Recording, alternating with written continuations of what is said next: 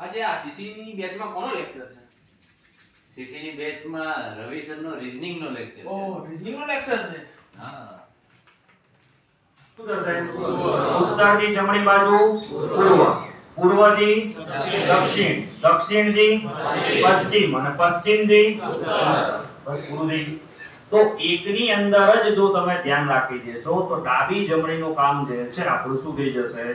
છે. જમણી બાજુ કે તો ક્યાં ચાલવાનું? ઘડિયાળના કાંટાની દિશામાં.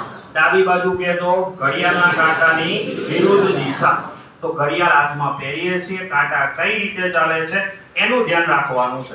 હવે ધારો કે અહીંયા જે છે ઉત્તર, પૂર્વ, દક્ષિણ અને પશ્ચિમ આવી રીતે યાદ રાખવું તો પણ ચાલે. આ શેના માટે થાય?